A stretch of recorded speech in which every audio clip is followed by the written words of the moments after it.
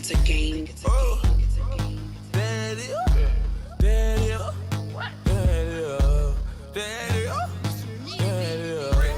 Hey family, so we're going to go ahead and get into a little late night, early morning tea talk in the news. We're just going to be shooting a breeze, just talking. You know how we do. So first we're going to get started off with some bad news. I don't know how many of you watched the reality show called Sweet Pies and or Sweetie Pie, should I say. Sweetie Pies. It's on the OWN network, you know, that's owned by Oprah. And it's the older lady, Miss Robbie, who's, you know, doing her cooking show, you know, the baking and all that stuff. Well, her grandson, Andre Montgomery, who's only, or was only 21 years old, was fatally shot. Now, he was on the show a couple of times, and I'm actually going to link those videos in the bottom in the description. One where she was proud of him for graduating. He also, I found some videos of him on YouTube, but they were like some throwbacks, 4 to 5 years old. Now, one thing I found, and I'm not into victim blaming, please don't come for me in the comments, I don't have time for it. But one thing I thought was a little bit odd was that his name was something about Crip. Now, like I said, I'm not into victim blaming. No one deserves to be murdered or killed, whatever the case may be. But it just had me kind of with the side eye a little bit on why is his name affiliated with any type of Crip. Although he could have been younger and, you know, just trying to be cool. I don't know. So now the reports are that he was doing a recording studio session. He stepped outside to answer a phone call, and that is when he was shot.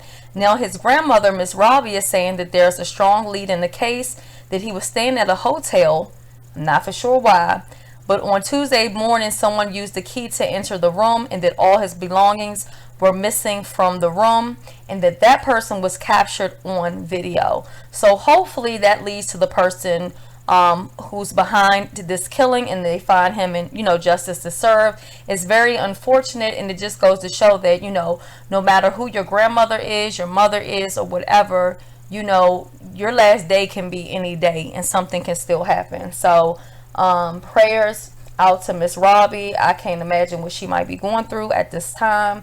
But yeah, that's what happened. So he was murdered. And then we are going to go on with D.L. Hughley, where he read the shit out of Sarah Palin. And I'm going to go ahead and give you all this clip. I just wish that more people would do the same. Punk ass thuggery. Yeah. Punk ass thuggery. Didn't your son just beat the shit out of his girlfriend? He did. Didn't your son just, I mean, shouldn't you be home babysitting one of your illegitimate grandkids, or bailing your son out of jail,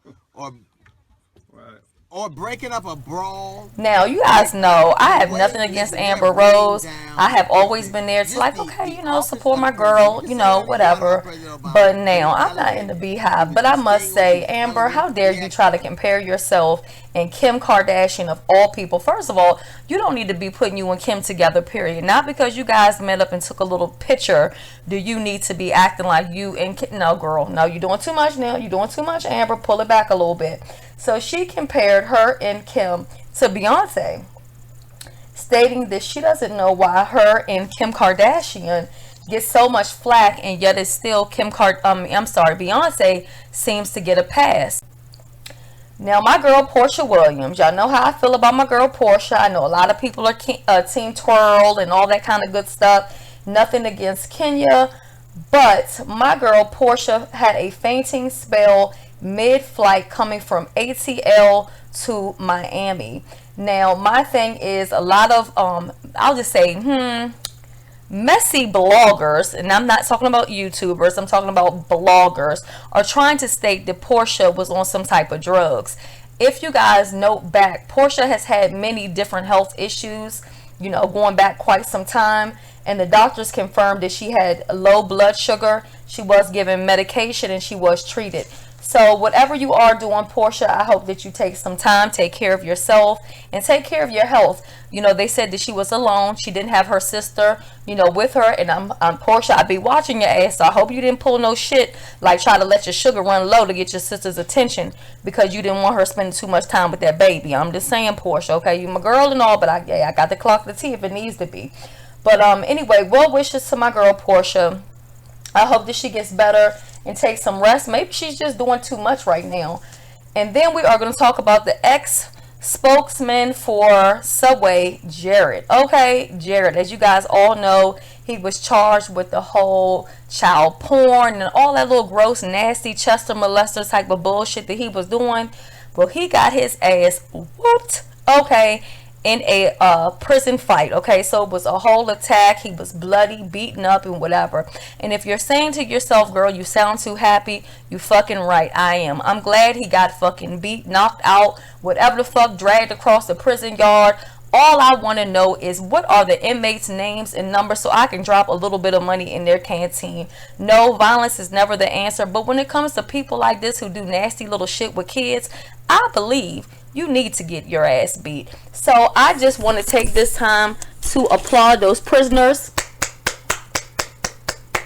Great job, great job, great job. Hopefully they don't add any extra time to whatever you're serving, or hopefully you already have life in prison so that it doesn't matter. But if anybody is over there in the prison with those guys, you know, give them a little pat on the back. Actually, I think they should get a little bit of time taken off of their sentence. And I'm not trying to be funny. I'm serious as hell.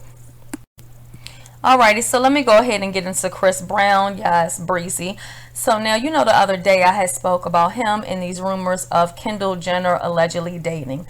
It still has not been confirmed, but speculation is just increasing more by the day. Selena Gomez did an interview and they were talking about her love life, and she was saying that she was single, but that all her friends were in relationships. She also said that Kendall Jenner had a boyfriend. So of course that led people to believe even more that her and Chris Brown are dating. My thing is, Chris Brown stays in enough trouble by himself. He truly does not need any help from the Kardashians or the Jenners. Chris, run, and fucking run. Okay, that's all I'm gonna say. Now, you guys remember last year he had that crazy lady who broke into his property or whatever. And I think he was trying to be nice to the woman. He really didn't want to file too many charges. Clearly, she has some type of mental issues. But my girl has changed the game, okay? She has flipped the script, okay? And now she has went and filed a restraining order against Chris Brown, saying that he is harassing her. She said that Chris Brown is harassing her on all of his social media platforms, that he's saying that he wants to see her dead, so on and so forth. So the judge did grant her a restraining order, which of course Chris had no problems at all about that, because I'm sure he wants to stay as far away from this cray bitch as he can. It's just kind of sad. Sometimes you can't even be nice to people, but I think instead of the judge maybe even granting her this restraining order, which he probably needed himself, he needs to get her some type of mental help, because she clearly has mental issues. Now, in one of my videos some time back, I had spoke about The Game, the rapper, and how he had lost $10 million in a lawsuit that someone had filed against him.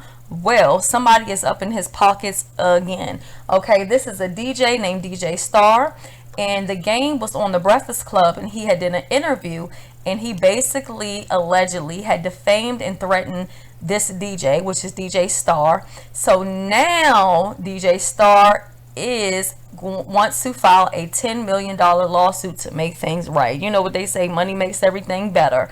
So I mean, Game, at this point, come on, if you lose this, that's $20 million. I know you got a little bit of bread, but you ain't got it like that to just keep giving it away. You might want to zip your lips and stop threatening people, especially on the radio station, okay? You might not want to do that. You know, you have to be very careful about what you say on social media and on, you know, radios and things like that, because it can be used against you later on in the court of law. So, yeah, that's what's going on with The Game. He always seems to keep himself in some shit. Okay, now I watched a interview, I think it was yesterday, I had watched with Eazy-E's first son, who is also named Eric Wright, and he was telling a lot of information about his father and remembering back to his father, to the point that he was brought into tears. Now, of course, little Eazy is living in the legacy of his father, still performing and doing music. Here's just a little bit of what he's doing.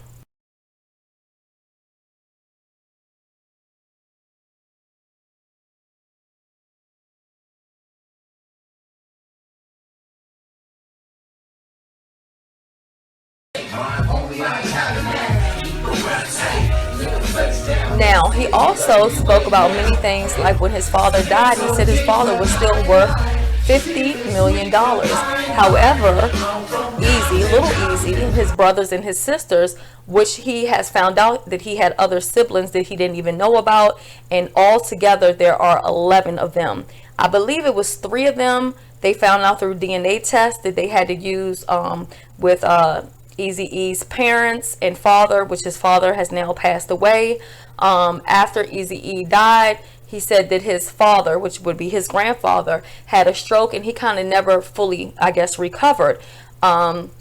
He is also trying to work on a reality show with his siblings, and he has also stated that him and his siblings have never been in one room all together at one time. I was kind of fascinated and intrigued by his story. I was also touched by the fact that just how he felt about his father, how he spoke, you know, in the music industry, just about a lot of things. In that interview, I will put some of those clips in the bottom as well if you guys want to check them out.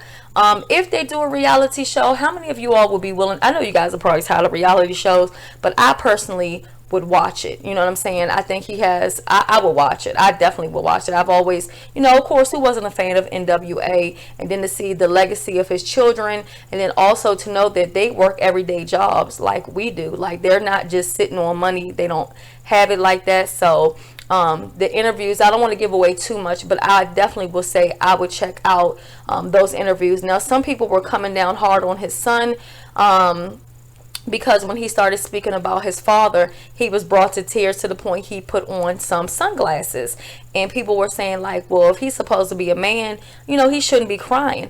But I think crying has nothing to do with you being a man or a woman. It just makes you human. And I think we have to stop teaching our sons and our boys and our men that it's not okay to cry. You know what I'm saying? If men would just cry a little bit more, have a little bit more compassion, I think the world would be a better place. But that's just me. I send the best to little Eazy, and also to find out that Eazy-E has 2 children named Eric Wright, named after him, and they were born 3 months apart. Get into it, okay? That is going to be the conclusion for my the news, tea time, chit chat. We're going to talk all that good stuff wrapped up in one, and I will see you guys later. You all have a great night, day, or whenever you watch this video.